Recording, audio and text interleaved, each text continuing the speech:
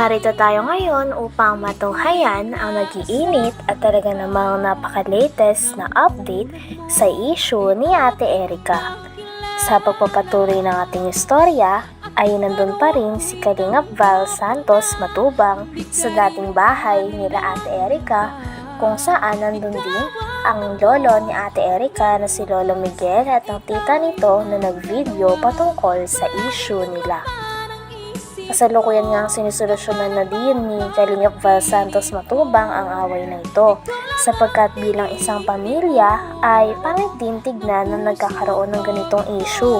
At ang issue nga na ito ay dahil lamang sa pera. Yung anak mo na nanay nila, tapos may pinakasama. May pinakasama siya? Binata man. May asawa din po, kaya lang wala may asawa patay. Okay. Sumalo. Ilan taon na yung nanay na Erica? Ilan taon na po yun? Nanay nila? Ako na po yun. 40 na yata, no? Bata pa. Hindi na. 43 siya, kung 44. Bata pa yung anak mo. Nagin mo yan sila? Ayan po dyan.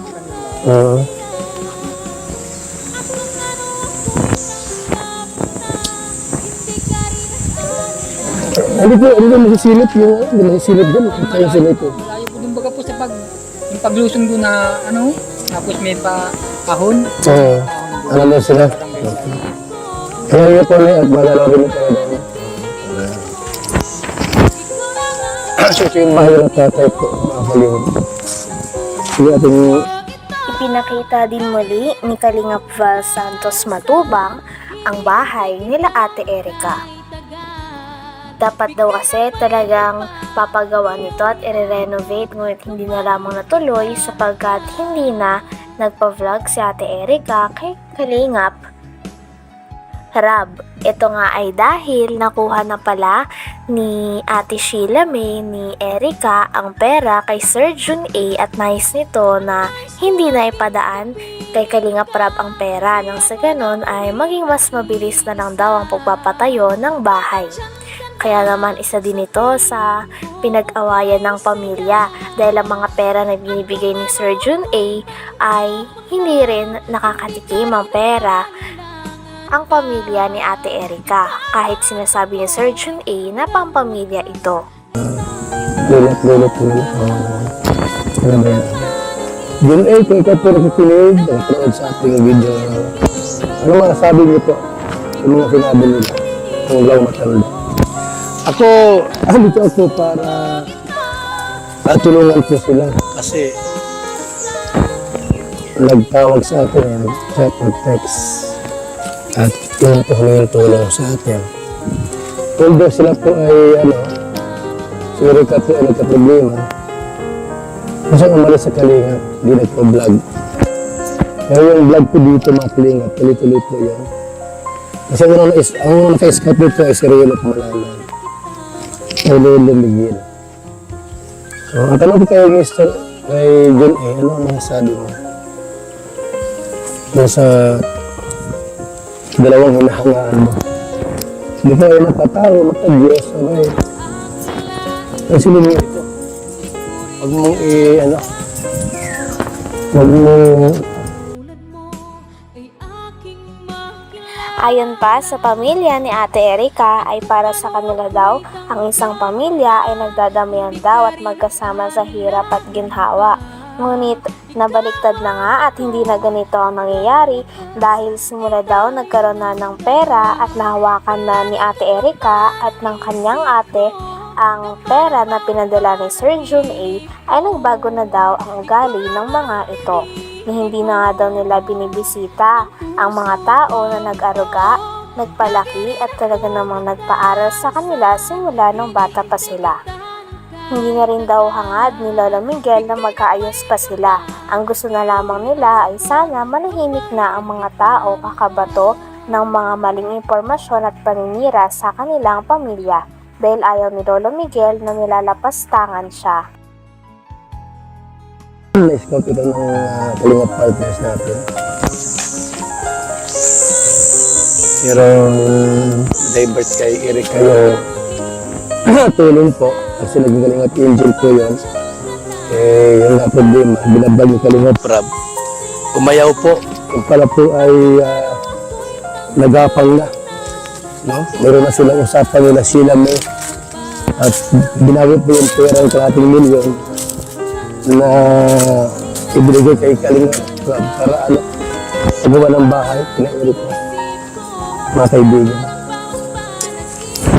Eh, yun ang gusto nila na may gawa natin. Pero sa mga po mga kaibigan, hindi mabago yung pagkakagawa. Sa tingin doon sa lulot-lulot nila. Ano ba yan? Yun eh, kung ikaw po nakikinig, nag-upload sa ating video. Ano masasabi niyo po? Yung mga sinabi nila. Ang law matanda. Ako, dito ako pa. Dahil sa problema na ito sa pagitan ni Ate Erica at ng kanyang pamilya, ay sabi nga din ni Kalingap Val Santos Matubang na handa daw siya na solusyonan ng ito. Kaya naman tinatanong niya at patuloy niyang ini-interview ang pamilya ni Ate Erica nang sa ganon ay malaman niya pati na rin ng mga tao ang tunay na side o ang hinaing ng pamilya ni Ate Erica sa kanya.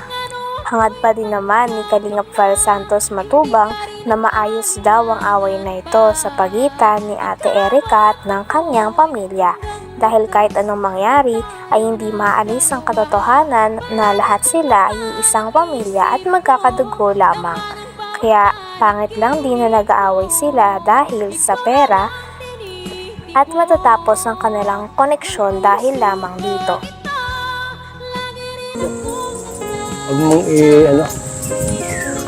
huwag mong konsultuhin yung dalawa. Hindi pa napunta rito, nag-birthday yung lola, hindi na naman napadalaw. Pero sa pinto-pinto, sila may gastos daw sila sa birthday. Yung pala totoo na nagbigay na may birthday dito. Ano po? So,